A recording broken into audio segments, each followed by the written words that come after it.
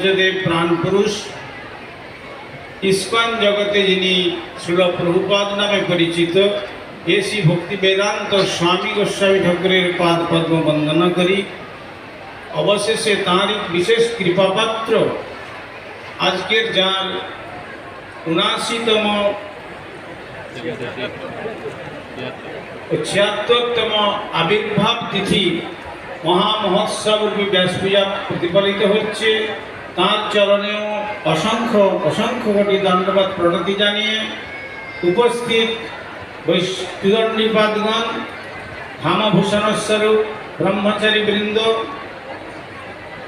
ভগবত চরিত্র কথা শ্রবণ পিপাসু সুধী সজ্জন বৃন্দ ও মাতৃমণ্ডলী, সকলকেই প্রারম্ভে জানাই আমার হার্দিক সাদর যথাযোগ্য বৈষ্ণব অভিনন্দন। আমরা কয়েকদিন ধরে শুনছি যে শ্রীল মহারাজজি অসুস্থ, কিন্তু তিনি এই আমাদের কৃপা করে দর্শন দিলেন জাস্ট লাইক কমপ্লিট ইউথ। সুতরাং অতি সুন্দরভাবে তিনি অসুস্থ নন, তিনি অসুস্থ লীলা জগৎকে প্রকট করেছেন। কেন?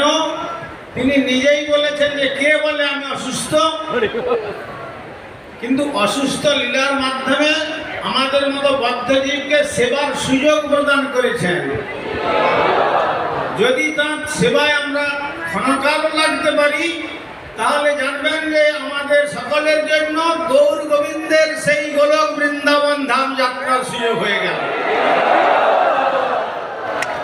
তার শ্রী গুরুপাদ পদ্ম, আমার অভিন্ন গুরুপাদ পদ্ম শ্রীল অভয়চরণ ভক্তি বেদান্ত স্বামী গোস্বামী ঠাকুর, তিনি বলেছিলেন এই শ্রীধাম মায়াপুরকে অতি সুন্দরভাবে সুসজ্জিত করা। তিনি তার গুরুপাদ পদ্মের আদেশকে এই শ্রীধাম মায়াপুর মহাপ্রভুর আবির্ভাব স্থানকে অতি সুন্দরভাবে সারা বিশ্বের কাছে উপহার দিয়েছেন।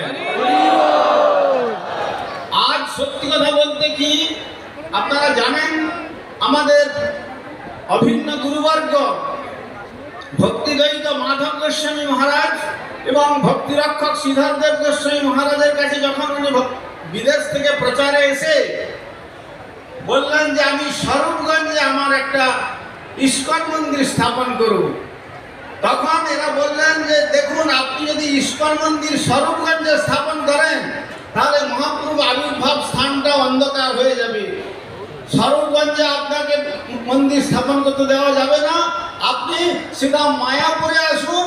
এই মায়াপুরকে কেন্দ্র করে সারা বিশ্ব গৌর গোবিন্দের কথা শ্রবণ করে তারা গোলক বৃন্দাবন যাত্রা করতে পারে। আজ তারপরে তাকে আদেশ করেছিলেন তুমি 1 কোটি